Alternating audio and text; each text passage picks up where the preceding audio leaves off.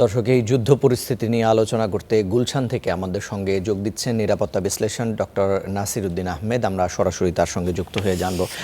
আপনাকে স্বাগত। আপনার কাছে জানতে চাই, এই যে 40 দিনের রাষ্ট্রীয় শোক ঘোষণা করা হয়েছে দক্ষিণাঞ্চলে প্রায় মার্কিন হামলা এবং ইসরায়েলের হামলায় 108 জন নিহত এবং 24টি প্রদেশে নিহত হয়েছে 201 জনের মতো, আমরা তথ্য যেটি বলছে। এই যুদ্ধ কতটা বিস্তৃত এবং কতদিন স্থায়ী হতে পারে বলে আপনি মনে করছেন? ধন্যবাদ আপনাকে। আসলে এই যুদ্ধটা যেভাবে শুরু হয়েছে এটা অপ্রত্যাশিত ছিল, কারণ আমরা বারবার ভাবছিলাম যে হয়তো কোনো এক পর্যায়ে যে শান্তির একটা পরিবেশ সৃষ্টি হতে পারে এবং আলোচনা সেদিকে গড়া ছিল, কিন্তু সর্বশেষ যখন আলোচনাটা ভেঙে গেল তখন এই যুদ্ধটা কয়েক ঘন্টার বিষয় বলে আমাদের কাছে মনে হয়েছিল এবং আলটিমেটলি এটা শুরু হলো। এটা শুরু হয়েছে এতটুকু খবর আমরা জানি, বা এটা দিনক্ষণ আমরা হয়তো বলতে পারছি, কিন্তু শেষ কবে হবে সেটা বলা মুশকিল। কারণ এই যুদ্ধের বিস্তৃতি শুধুমাত্র যে এই অঞ্চলে বিস্তৃত থাকবে তা বলা চলে না, এটা অনেক জায়গায় ছড়িয়ে যাবে। ইতিমধ্যে আপনারা জেনেছেন যে কাশ্মীরে বিক্ষোভ হয়েছে, কাশ্মীরের মুসলমানরা রাস্তায় নেমে এসছে, তারা বিক্ষোভ করছে। এদিকে হুতি যারা আছে আমাদের ইয়েমেনে, তারা ইরানের সাথে সবসময় সমর্থন পেয়েছে, তারা সেখান থেকে প্রতিশোধ নেওয়ার জন্য প্রস্তুত হয়েছে। লেবাননের হামাসরা তৈরি হয়েছে এবং সিয়া অধ্যুষিত যত অঞ্চল আছে পৃথিবীর বুকে, তারা প্রত্যেকে এই যুদ্ধের কারণে নানাভাবে প্রতিক্রিয়া জানাবে। আর যেহেতু মার্কিন যুক্তরাষ্ট্র সরাসরি এককভাবে এই যুদ্ধটাকে শুরু করেছে এবং ইসরায়েলের সমর্থন পেয়েছে, সেখানে ইসরায়েল এবং মার্কিনীদের যতগুলো ঘাঁটি শুধু না, তাদের যতগুলো এমবেসি আছে, যাদের যতগুলো অন্যান্য স্থাপনা আছে, তাদের সাংস্কৃতিক কেন্দ্র বা অন্যান্য যে সমস্ত ফ্যাসিলিটিস আছে, এমনকি যুক্তরাষ্ট্রের নাগরিকরা যারা পৃথিবী বুকে ছড়িয়ে আছে, তাদের উপরেও যদি আক্রমণ হয় সেটাও বৈচিত্র্য কিছু থাকবে না। এই যুদ্ধটা বহুমাত্রিক ধারায় ছড়িয়ে পড়বে। আর যখন তেলের পাইপলাইনটা বন্ধ হয়ে যাবে, হরমুজ প্রণালী ইতিমধ্যে ইরান ঘোষণা দিয়েছে তারা এটা ব্যবহার করতে দিবে না। ব্যবহার করা না দেওয়ার অর্থ হলো সমস্ত পৃথিবীতে জ্বালানি তেলের চরম সংকট হবে। সংকট হলে অভাব দেখা দিবে, খাদ্যাভাব দেখা দিবে। তখন অভাব থেকে, খাদ্যাভাব থেকে অস্থিরতা তৈরি হবে এবং আলটিমেটলি সেটা গৃহযুদ্ধের দিকে চলে যাবে। বিভিন্নভাবে এটার প্রতিক্রিয়া আমি মনে করি পৃথিবী আগামীতে অশান্ত থেকে অশান্ততর হবে। এর শান্তির কোনো খুব সুবাতাস অচিরেই বইবে বলে আমার মনে হয় না। কারণ মার্কিন যুক্তরাষ্ট্র ইতিমধ্যে ভেনিজুয়েলাকে যেভাবে কন্ট্রোলে নিয়েছে এবং সেখানকার প্রেসিডেন্টকে যেভাবে তুলে নিয়ে এসছে, বিশ্ব সম্প্রদায় সেখানে কিছুই করতে পারেনি।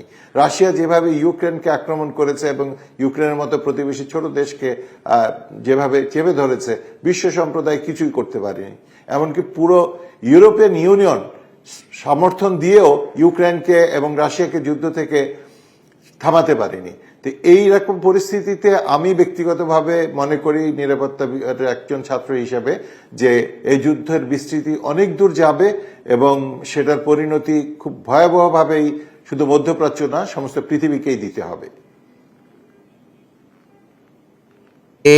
এই যুদ্ধে কি ইরান নিঃসঙ্গ হয়ে পড়লো? একটি বিষয়। আরেকটা বিষয় জানতে চাই যে এই যুদ্ধের প্রভাব বাংলাদেশে, আপনি যেমনটি বলছিলেন হরমুজ প্রণালী বন্ধ করে দিলে পুরো বিশ্বে আসলে একটা অস্থিরতা তৈরি হবে। বাংলাদেশে কি কি সংকট তৈরি হতে পারে আপনার মতে জানাবেন? প্রথমত হলো, ইরান একেবারে যে নিঃসঙ্গ হয়ে যাবে এটা বলা চলে না। কারণ বর্তমান প্রথমে তো এক সময় ছিল বাইপোলার পৃথিবী বা দুই ক্ষমতাধর রাষ্ট্রের পৃথিবী, মার্কিন যুক্তরাষ্ট্র এবং সোভিয়েত ইউনিয়ন।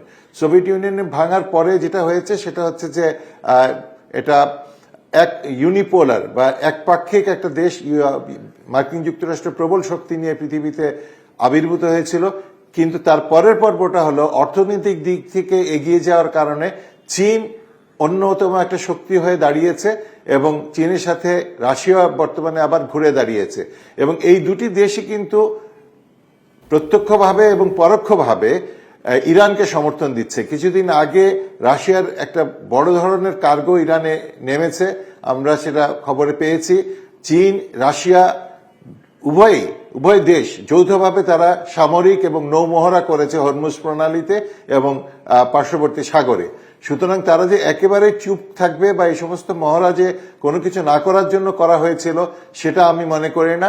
যেহেতু রাশিয়া এবং চীন যৌথভাবে মহড়া করেছে এবং তারা তাদেরকে সামরিক বিশ্লেষণের দিক থেকে যেটাকে বলা হয় মোডাস অপারেন্ডি বা কিভাবে যুদ্ধটা শুরু হলে রাশিয়ার কি ভূমিকা হবে এবং চীনের কি ভূমিকা হবে, তারা কে কিভাবে ইরানকে সমর্থন জানাবে, সেই বিষয়গুলো আগের থেকে নির্ধারিত হয়ে গেছে।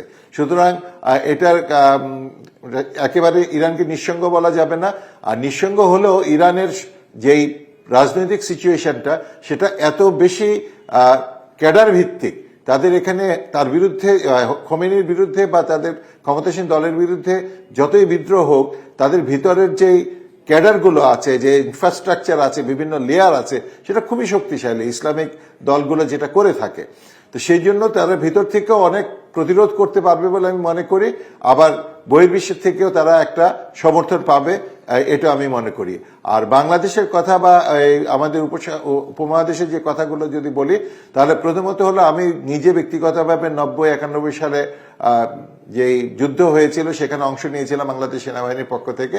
তখনও দেখেছি এবং পরবর্তীতেও দেখেছি যেটা প্রথম কাজ যেটা হয়, মধ্যপ্রাচ্যের উন্নয়ন কার্যক্রম থেমে যায়। তেল রপ্তানি হলো মধ্যপ্রাচ্যের টাকার মূল উৎস। যখন তেল রপ্তানিটা কমে যায় তখন মধ্যপ্রাচ্যের সমস্ত কনস্ট্রাকশন কাজ, ডেভেলপমেন্ট কাজ সবকিছু কিন্তু একেবারে থমকে দাঁড়ায় এবং নিরাপত্তার কারণে অনেক জায়গাতে কন্ট্রাক্টররা যেতে চায় না বা যারা ইনভেস্টর তারা ইনভেস্ট করতে চায় না। তো এটা যখন বন্ধ হয়ে যায় তখন স্বাভাবিকভাবে শ্রমিকের চাহিদা কমে যায়। শ্রমিকের চাহিদা কমে গেলে স্বাভাবিকভাবে তখন বাংলাদেশ এবং এই সমস্ত যারা শ্রমনির্ভর অর্থনীতি, বিদেশে শ্রমিক পাঠিয়ে যারা বেঁচে থাকে, এই ধরনের অর্থনীতির দেশ যেগুলো আছে সংকটে আসলে দেশ পড়বে। ডক্টর নাসিরউদ্দিন আহমেদ, আপনাকে ধন্যবাদ। দর্শক, আমরা ইরান এবং ইরানে যে ইসরায়েল এবং মার্কিন যে হামলা, সেই হামলায় বৈশ্বিক পরিস্থিতি আসলে কি হচ্ছে, কতটুকু সংকটে পড়ছে, সে বিষয়ে আমরা জানছিলাম। আমাদের সাথে একজন বিশেষজ্ঞ, নিরাপত্তা বিশেষজ্ঞ ডক্টর নাসিরউদ্দিন আহমেদ আমাদের সঙ্গে যুক্ত হয়ে জানাচ্ছিলেন।